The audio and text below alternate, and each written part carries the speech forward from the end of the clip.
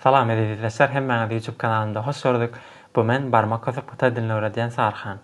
Videomyzyň bu ekranına bir Hatay dili başlanýyş kurs HSK1 deýişli bolan täze 10 tane sözlerakda öğreniriz.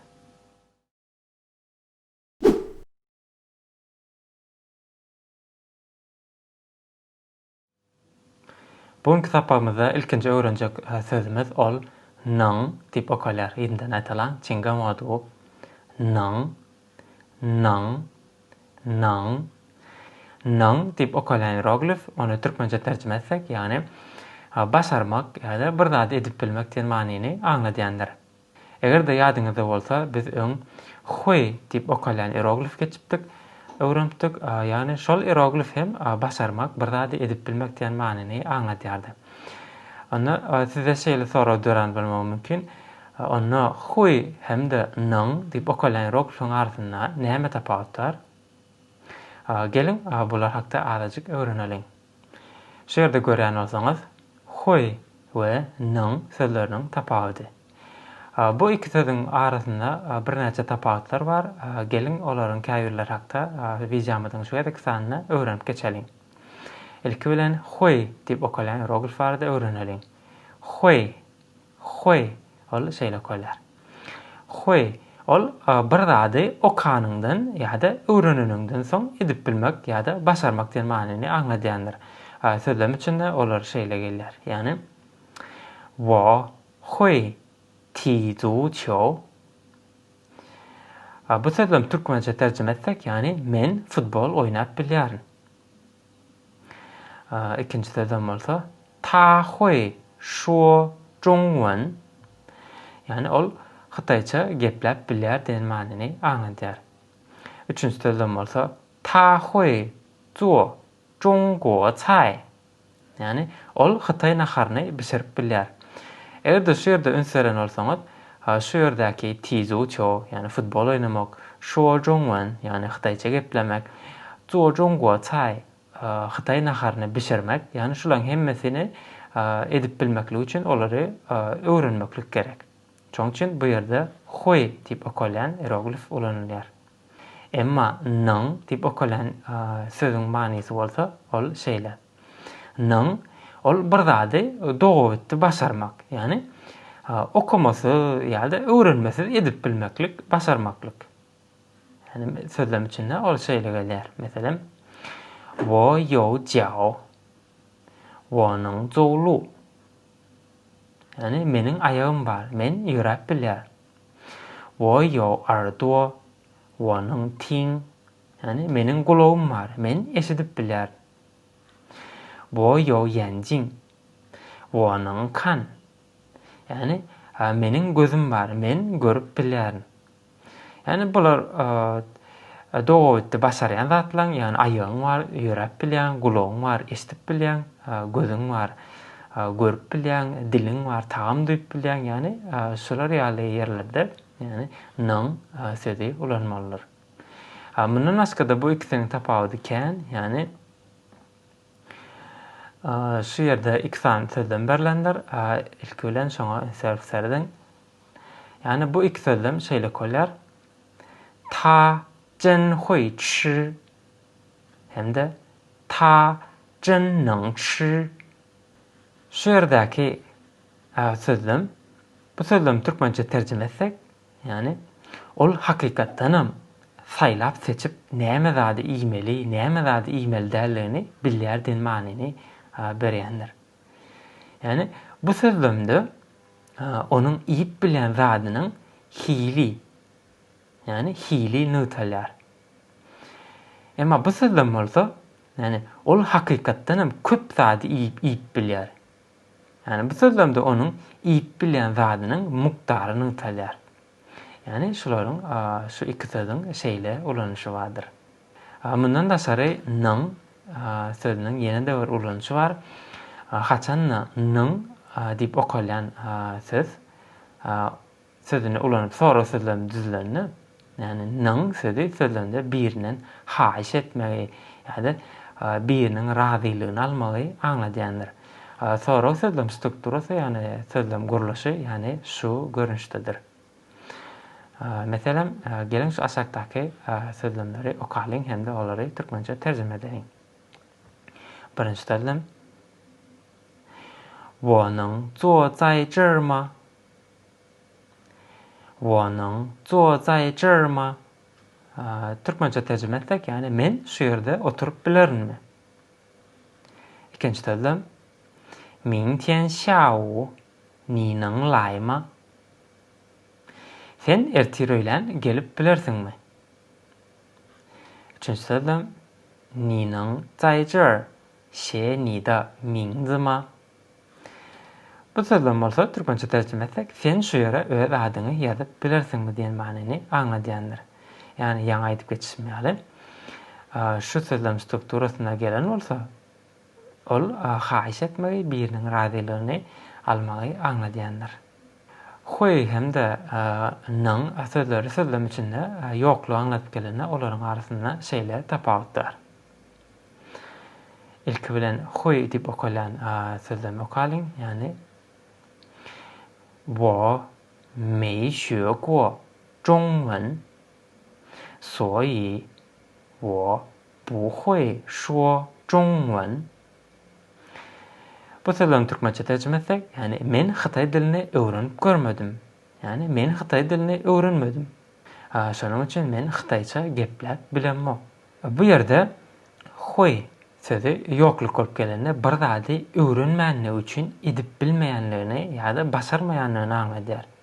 Men näme üçin Xitayça gepläp bilenmok? Sebäbi men okumadym Xitayça. Men öğrenmedim Xitayça. Öğrenip görmedim men Xitay dilini. Şoň üçin men Xitayça gepläp bilenmok. Emma nın diýip okulan söz bolsa, ol şeýle öňlenýär. 他会踢足球，但是他的脚受伤了，所以他现在不能踢球。Yani 他会踢足球, ol futbol oynap bilýär. 但是他的脚受伤了. Emma onun ayağı şikayet aldı. 所以他现在不能踢球. Yani şonuň üçin ol häzir futbol oynap bilenok. Näme üçin futbol oynap bilenok? Sebäbi onun ayağı şikayet aldy. İkinci sözlem: 他会开车，但是他喝醉了，所以现在他不能开车. Yani ol ulug sürüp bilýär. Emma ol içip serhoş boldy. Şonuň üçin ol häzir ulug sürüp bilenok. Şu ýerde eger ünsüren bolsaňyz, nın sözü yokluk bolup gelende ýüze çykan belli bir sebäp zerarly edip bilmeýänligini ýa-da başarmaýanlygyny anlatýar. Bu iki sözlem içinde ýüze çykan nähil sebäp bar? Yani onun ayağı şikayet aldy. Şoň üçin ol futbol oynap bilenok. İkinci sözlemdäki ýüze çykan sebäp bolsa, ol içip serhoş boldy. Şoň üçin ol ulug sürüp bilenok. Yani bu iki sözün şeylerek tapawudy bar.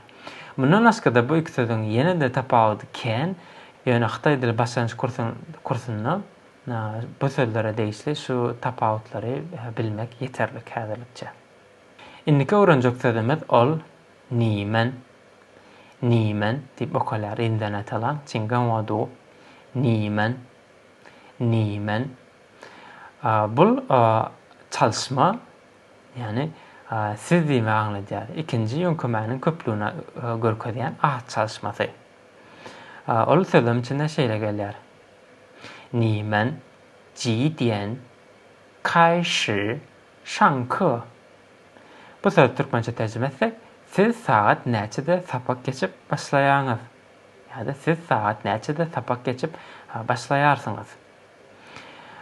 Bu hierogliflaryň ýazyş ýerleri şu ýerde ýerleşdirilen oňa ünsärip serediň. Ol şu ýerlerlikdeki tertipde ýerlenýändir. Indi öwrenjek sözümez ol nien diýip okular. Inden atalan çingan wadu. Nien. Nien. ol yıl diýmegi aňlatýar. Yani sözlem içinde ol şeýle gelýär. Birinji sözlem okaýas, 请跟我读。我们是2020年9月认识的。我们是2020年9月认识的. Bu sözlem türkmençe tercüme etsek, yani biz 2020 yılın sentyabr ayında tanıştık. İkinci sözlem şeýle. 你是哪年出生的？你是哪年出生的? Bu sözlem türkmençe tercüme etsek, yani sen haýsy ýylda doguldyň diýen manyny aňladýandyr. Nien diýip okalan hieroglifyň ýazylşy şu ýerde ýerleşdirilen. Oňa ünsörüp serediň. Indi öwrenjek sözümüz ol New Year diýip okalýar izinden aýtalan. New Year, New Year. Bul at, yani gyz çaga diýmegi aňlatýandyr. Ol sözlem içinde şeýle gelýär. 你女儿几岁了？你女儿几岁了? Senin gyzyň näçe ýaşynda? Indiki sözlem 我女儿会说话了。我女儿会说话了. Bu sözlem türkmençe tercüme etsek, yani meniň gyzym gepläp bilýär. Öň gepläp bilenokdy, inni gepläp bilýär. Bu hierogliflaryň ýazylşy aňsadyrak, şoň üçin biz üçin ýazmak, ony ýatda saklamak näme de bolsa azajyk aňsat düşer. Indiki öwrenjek sözümüz ol 漂亮. 漂亮diýip okalýandyr. Izinden aýtalan 漂亮. 漂亮. Eger de ünsören bolsaňyz, bu sözüň ikinji boguny, yani 轻声, yani goşak tondur. Onuň üstünde ton belgisi ýazylmaýar.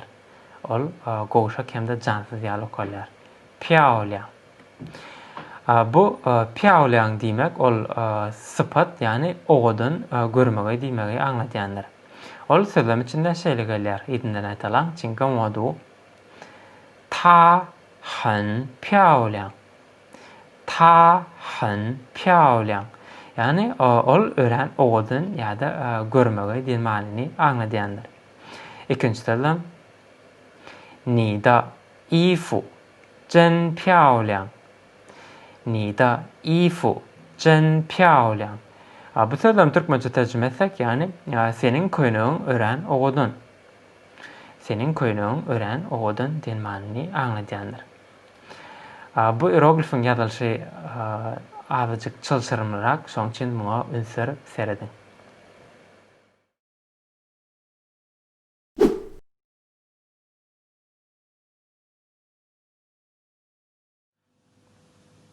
Indiki öwrenjek sözümüz ol 朋友. 朋友diýip okalýandyr. Izinden aýtalan 请跟我读。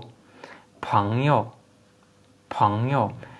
Eger de ünsören bolsaňyz, 朋友diýip okalýan sözüň ikinji bölegi, yani ikinji boguny ol goşakdandyr. 朋友diýmek ol türkmençe dost diýmegi aňlatýar. Ol sözlem içinde şeýle gelýär. Izinden aýtalan 请跟我读。你的朋友来了吗？你的朋友来了吗? Türkmençe tercüme etsek, senin dostuň geldimi diýen manyny aňlatýar. İkinji sözlem ol şeýle gelýär. 他不是我同学。他是我朋友. Ol meniň sıntaşym däl. Ol meniň dostum diýmegi aňlatýandyr. Hierogliflaryň ýazylşy ýerli şu ýerde ýerleşdirilendir. Indiki öwrenjek sözümüz ol 苹果. 苹果diýip okalýandyr. 苹果diýmek ol türkmençe alma diýmegi aňlatýar, yani ol at, alma. 苹果diýip okalýan söz ol sözlem içinde şeýle ulanylýar. 我喜欢吃苹果。我喜欢吃苹果. Men alma ýemegi halaýar.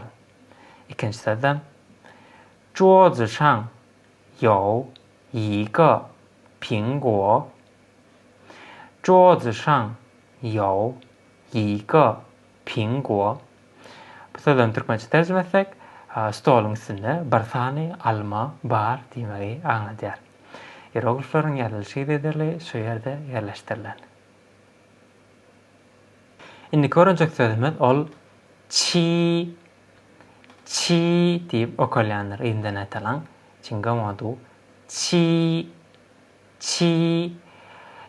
demek ol san yani 7 demeyi anlatıyor. Söylem içinde ol şeyler olanlar. 我有7个苹果。我有7个苹果。Yani mende 7 tane alma var. İkinci söylem.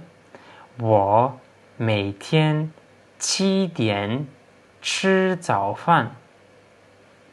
我每天7点吃早饭。Yani men her gün saat 7'de ertelik edinýärin diýmegi anlatýandyr. Bu hieroglifin ýazylşy şeyler aňsat ol şu ýerde ýerleşdirilendir. Bu ören hieroglifimiz bolsa ol şeýle bolýar. Çen. Yani çen diýmek türkmençe ol pul demegi anlatýandyr. Sözlem içinde ol şeýle gelýär. 我没有钱。我没有钱。Bu sözlerini Türkmençe tercüme etsek yani mende pul yok ya da mening pulum yok demegi anlatýar.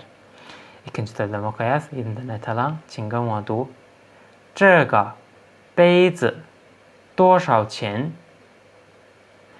这个杯子多少钱？ Bu bulgur näçeden ya da bu bulgur näçe pula deň diýen manyny anlatýandyr. Çen diýip okulan hieroglifin ýazylşy öğrençilçilmildir. Şoň üçin ünsüberip seredin. Bugunky videomuzda iň soňky öwrenjek sözümüz ol çenmen.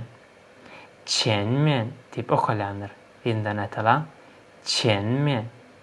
Çenmen.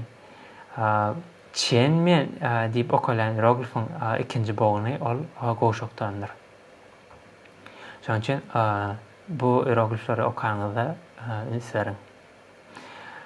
Çenmen diýmek ol öň tarap diýmegi anlatýar. Sözlem içinde ol şeýle gelýär. 前面有个饭馆。前面有个饭馆。Öňde bir naharhana bar diýmegi anlatýar. İkinji sözlem elinden aytylan çingam adı 前面那个人叫什么名字？前面那个人叫什么名字？ Bu sözlem Türkmençe tercüme etsek yani öňdäki hol adamyň ady näme diýmegi anlatýar.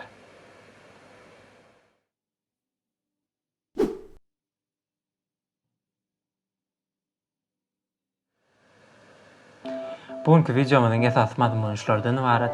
Egerde şu video size azajygam bolsa, Hatay dilini öwrenmäge kömek eden bolsa, onda YouTube sahypama agza bolmaňyzy, like basmaňyzy sizden haýyş edýän. Çünki sizin her bir gollaňyz meni öz işime hassa höwüslendirýär, ruhlandyrýar. Egerde Hatay dil hakda bilesiňiz gelýän ýa-da bilmeýän zatlaryňyz bolsa, aşagda tesirlerde ýazyp bilersiňiz. Başardygyňdan tesirleriňize jogap berer, ýa bolmasa şeýle videolar taýýarlap size ýetirer. Onda näme? Indiki videomyzda görüşýänçek hoş, sag bolun.